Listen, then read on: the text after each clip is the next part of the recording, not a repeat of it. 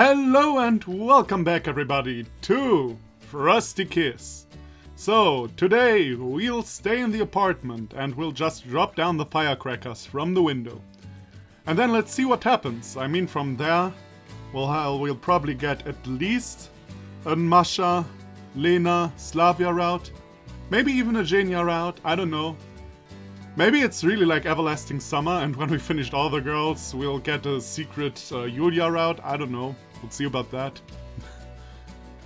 Going outside, freezing over. Even just getting dressed, I was too lazy for it. I opened a small window, allowing a breeze of freezing air inside the room. From up here, only Uljana's bright red puffer could be seen. I think this time the episode will probably be longer than the Alisa thing. I mean, there has to be one decision on whose path we are gonna get, similar to Uljana and Alisa, I guess. So, you know, more stuff to do. Oh, and by the way, what I also realized, over on the left, I didn't register. I mean, I saw it, but I didn't realize this what it was actually, I think, the beach of Everlasting Summer. The poster on the left wall. Or am I imagining things? Uljana! Catch it! I waved my hand with a small box in it, and after making sure that Uljana noticed me, threw it outside, aiming as close to her as possible. Hope that won't hit her in the head. Thanks! It didn't. Feeling that my duty had been done, I closed the window and returned to the chair, shrinking because of the cold. Masha lazily followed me with her eyes, staying silent. The same clatter of crockery and quiet chatter of the girls could be heard from the kitchen. The TV was saying some general jolly festive speeches. Each time I struggled harder to open my eyes were becoming heavier, and everything around just froze. Fell asleep in anticipation. Masha, judging by her looks, was pretty tired of all the festive fuss. She switched the channel to some weird show where two suspiciously familiar guys were checking city myths and legends. Is that a Russian reference, or is that a TV show I'm supposed to know? Like it sounds like I've heard from that before, so it might be an American TV show. But I'm not too sure. Anyway, Masha, where are you all the time? She shuddered, but didn't reply. Masha? Take a look, just promise not to tell anyone. Just now I've noticed a phone in her hand. A photo appeared on the screen. Masha in a shiny dress, with a microphone, on a stage. A lot of people around her. Spangled decorations everywhere. What is that? Semyon, come here.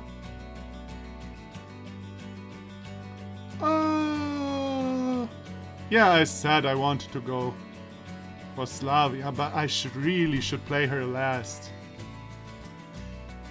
But no! I'll do what I want. Waha! Could you please help me? Uljana ran outside and I can't reach it. What? The jar. It's on that high shelf over there. Okay. Lena was the most responsible, notable and serious-minded person among us. We can't ask her about anything and have no doubts that she will do it. Probably that's why our feast was held in her flat. That's probably the reason why she dresses like I don't even know what that is. Like, what the hell is that? It kinda looks ridiculous. I don't know, man. Not my style. What was I about to say? Yeah, also she's not only serious-minded, but seriously crazy. But I don't know if she is in reality. I mean, she was in the camp. We can't judge her in reality, right? According to Chatty Uljana, Lena is on her 3rd year of studies in a medical university. However, her exact field... Oh god, did I just lock myself on the Lena route? Might be. However, her exact field of studies remained a mystery for me. And judging by the number of times I've seen her pegging away at thematic literature and various tutorials, she was fully engaged in studies. Generally, she never liked to talk about herself or the events of her life. Bulochka. Okay, no, this is... Is this an anime? Well, if so, I don't know it. We passed through a narrow corridor and stepped into a tiny kitchen. There were some simple tea goodies at the table. The kettle on the stove was slowly boiling. A weird poster was hanging on the fridge. I was trying to understand who it was, but couldn't. There were some simple tea goodies at the table. The kettle on the stove was slowly boiling. A weird poster was hanging on the fridge. I was trying to understand who it was, but couldn't. Me neither, to be honest. Oh well. Stealing sweets, huh? The girl smiled. So, how did everything go with Uljana? Everything is alright, she got it. Meanwhile, Lena came up the kitchen cabinet and moved a small curtain away, revealing several bellied 3-liter jars. Lena, Slavia, come here, someone! Echoed from the living room. Look at Slavia, look at Lena. Well, first of all, let me save. As you see, I made by now a few save files so that I don't need to go back and forth all the time. I should have made one at the Masha decision, but well, what can you do? Look at Lena, look at Slavia. I don't know what does what. If I look at Slavia... Slavia sighed, smiled tiredly and went to the kitchen. Oh no, so looking at her makes her go there. Oh well, then we'll play the Lena ending first. It is fate that this happened. It is fate. Fate wanted to show me play Slavia last. Thank you, Fate. You are more intelligent than me. Slavia sighed, smiled tiredly, and went to the kitchen with a look of apology. Pass me that one, please. She pointed at the farthest jar. Having extended my arm, I managed to knock off some dust, but still couldn't reach it. Give me a sec, wait. I could have thought it out myself. She flitted into the living room, leaving me alone. She seemed strange. The jars, jam, even those rare days when I was invited to the feast by some of my few acquaintances, and the jam was served as a dessert to tea. It was from stores most of the time. Only Lena had everything homemade, and the taste of her food has always been magnificent. There can be no comparison of it, and the artificial flavor of jars with shiny labels. Lena has returned to the kitchen with a small stool and an apologetic smile. Here, take it. The stool made the task casual. Throughout the whole process, Lena was solicitously standing nearby, ready to help if something happened to me during this transportation. I accidentally made a wrong move on an unstable surface, and at the same moment she carefully snapped me up. Do you need assistance with anything else? I asked when the jar was already on the table, and I finally stood on a stable floor. Well, could you please open it? She handed me the opener. Slavia hasn't returned to the kitchen. Instead, she stayed with Masha in the living room. I was sitting in the kitchen, carefully drinking the hot tea thoughtfully served by Lena, who was bustling about near the cooker, watching the meat pie. That's what made that smell, in the oven. Frying, cooking something that made me swallow my salvia time after time. Saliva. Is that a tea?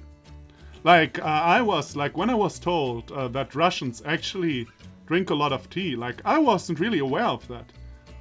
I mean, I know about black teas from Russia, but I didn't know that, Russians were actually heavy tea drinker. Trinker. Now I start speaking German. Drinker. And then I slapped myself right in the face in frustration. I forgot to hand her the present. I've already exchanged some shiny boxes with the other girls during our afternoon shopping. Ah, how convenient. Except for Lena, who seemed not to leave the apartment for the last 2 days, getting ready for the guests. I forgot something. Wait a minute. And entered the hallway, feverishly looking around, trying to remember where I had put it. Maybe under the Christmas tree. That would where normal people put it. For example, at least. I found the small box in the inner pocket of the jacket that had been negligently thrown on a chair in the living room. Slavia and Masha were talking about something connected with show business, judging by the short fragments of their conversation.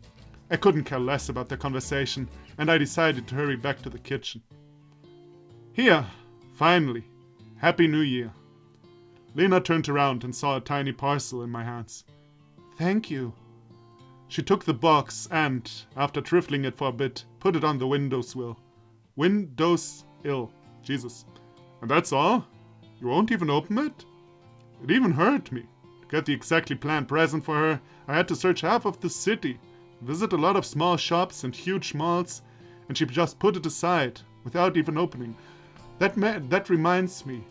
I'm not sure if I already asked that in Uvao forever. But if I did, excuse me, I forgot. But I think in Uvao forever, the city was where everything was going on was specifically named as Moscow. I'm not 100%, or maybe it was some other big city, like I don't know, Kaliningrad or something. At least something a huge city. Like, is it? Do Russian people know in which city Semyon actually lives? Like, it's not specifically named, if I remember correctly, but do you get by the hints which city that actually is where Semyon lives? Just wondering. Without even opening.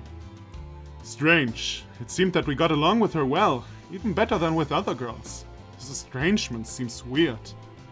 I stared at the table, deep in my thoughts, leaving the last gulp of tea to cool off. It's hardly been a while, but all of us have already changed a lot. Someone, almost insensibly, and someone, quite significantly. What's the matter with you? She stood in front of me and stared at me, having abandoned the cooking.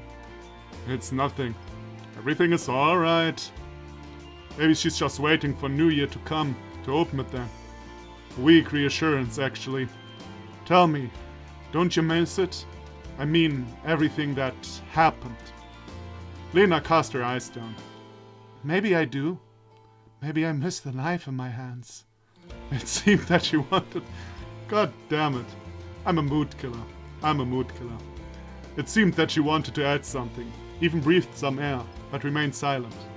I was about to finish my tea and leave as she said, "And you? Do you miss it?" "Yeah."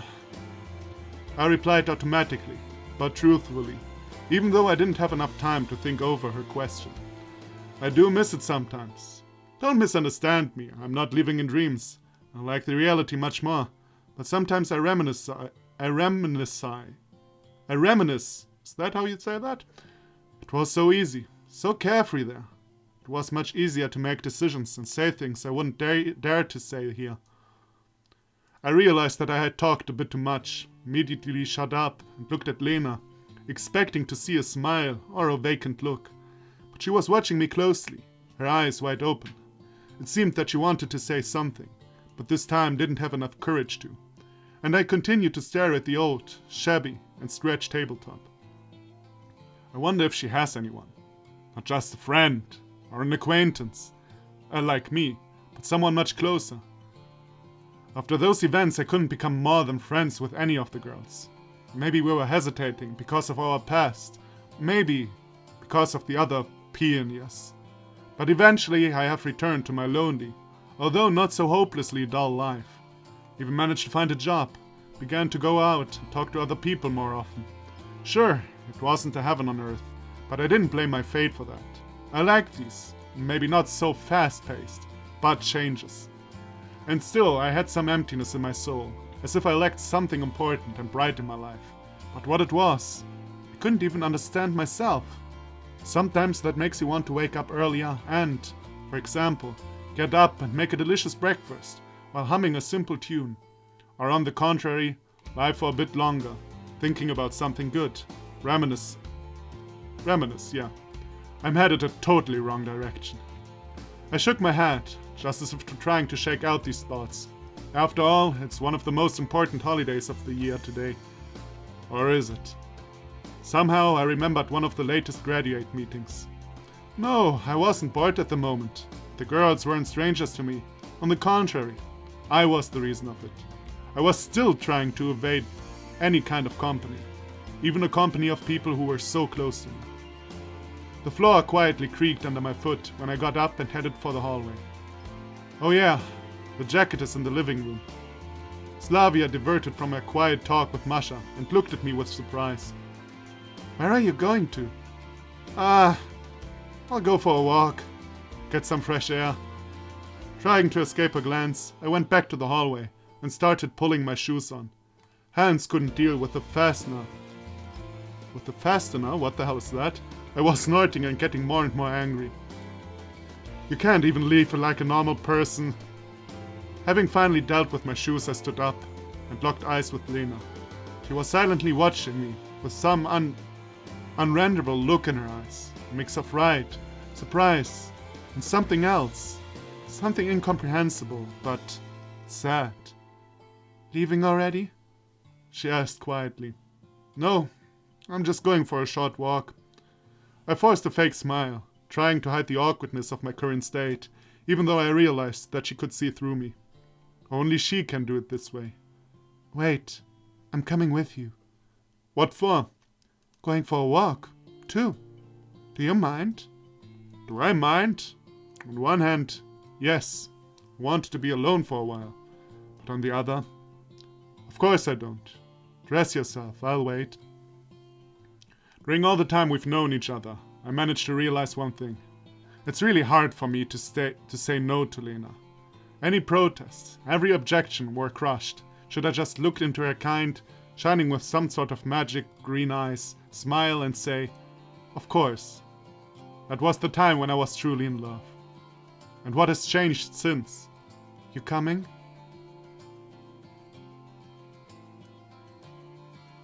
The scarf? The jacket is a thumbs up. The scarf, because the jacket is already so dark. I would have preferred a lighter color for the scarf. On the other hand, like to underline Lena's more, how should I say that, more like sad, melancholic ways, you know? Maybe a gray scarf is the right idea for her character. Yeah, I think that's actually a good idea. Yeah, so thumbs up for the outfit. Jesus, I'm really starting to become a fashion guru. Lena's voice made me snap out of hypnotizing stream of thoughts. She's already flung on her light coat, put on the boots, and we left the apartment.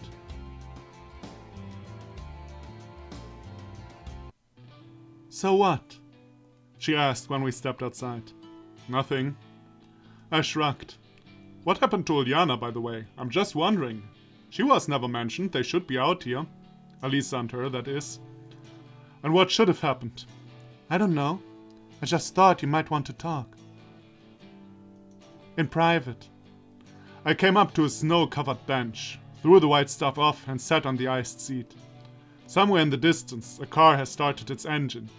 Well, it wasn't a car. I could recognize the sound out of 1,000 other ones. An old LIAZ, the last one on the route, number 410. Sorry, pal, not today. The grumble of the engine has become loud and more distant, as if it heard my thoughts.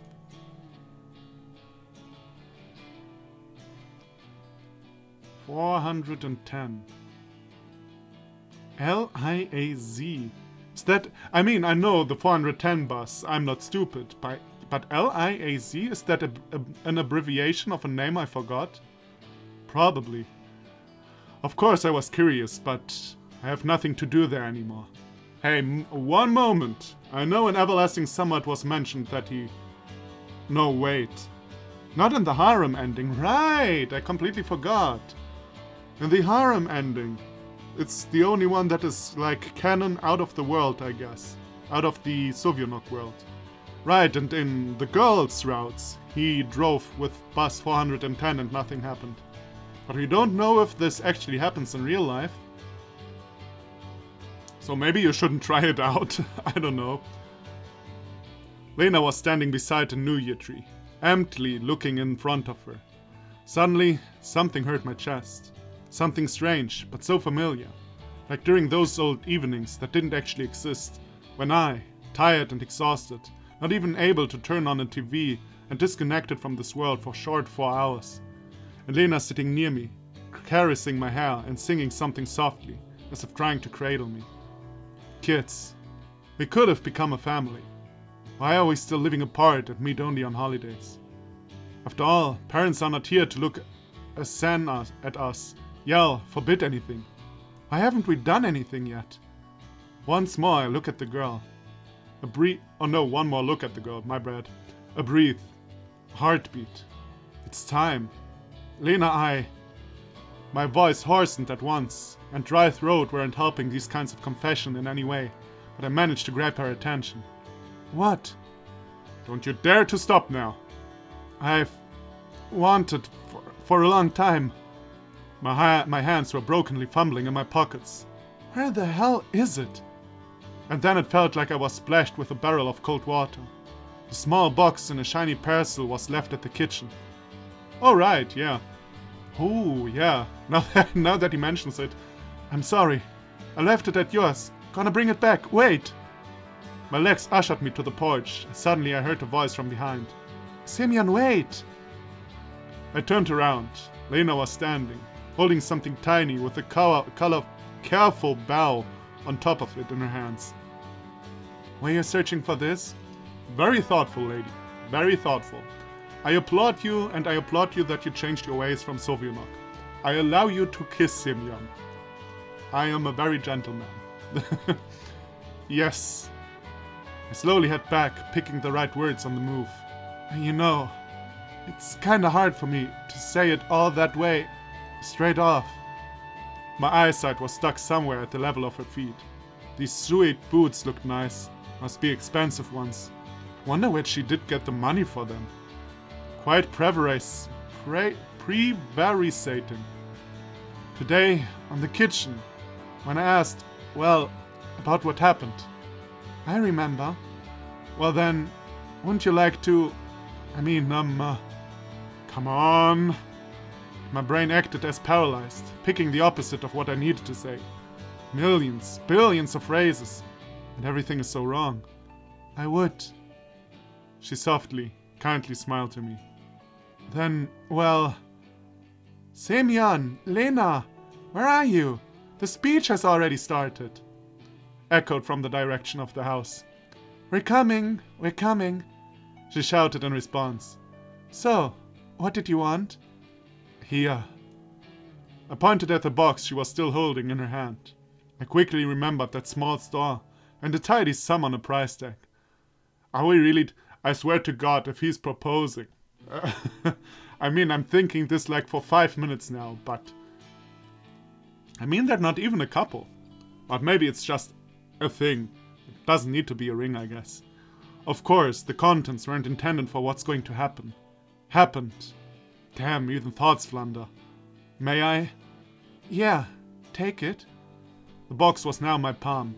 The bow was the hardest part. Hands were shaking, and even the bow itself wasn't just glued. It was actually tied to the box. God damn this service. But then I finally... okay. Oh, I should have thought about that. It's in the opening screen.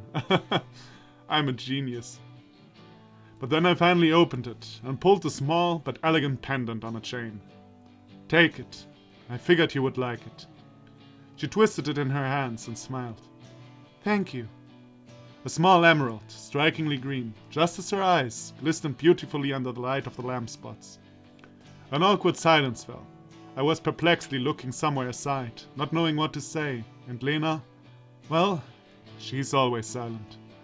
Listen, Come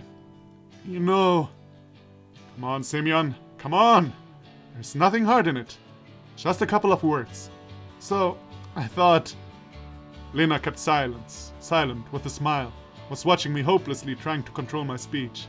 Do you, well, eat? Probably not. But, maybe if she does, she would like to go out with you. I do. She laughed. And well, someday, not necessary now, but in general, as a matter of principle, wouldn't like to, together someday. I would. I was astonished, while she was standing and smiling. Thank you. Let's go back? She asked softly and offered me a hand. My eyesight was still somewhere at the ground level, and my thoughts could be compared to the swarm of scattering cockroaches. Yeah, it's been a long time since I did something like that. I was distracted by Lena taking my hand herself, and gently pulling me, leading to the porch. Yeah, let's go. We stopped by the door. Lena tapped her pockets and searched for the keys. The door replied by beeping rhythmically when a magnet chip touched the plate. I gallantly opened it in front of Lena. But she didn't hurry inside. She freezed at the doorstep, as if thinking something over. Well, you... I couldn't finish my sentence, because Lena made a step towards me. A warm kiss has imprinted on my cheek. I just stood there, breathless and astonished. I wanted to reach for her as well, but she has already stepped inside, smiling archly. A second, and it's the same shy girl in front of me as she was before, but my cheeks still contained the feels given by the kiss. Thanks. Again. And again she smiled. You're welcome, Semyon. And I felt that awesome changes are coming in my life. Hopefully with the ones of Lena's good ending, and not something like the Miku route, or the I hate Alisa so much I'm going to kill everybody. Or at least it felt like that. Alright. Yeah, I gotta say, I like that better than the Alisa route. Like the Alisa route, everything seemed a bit...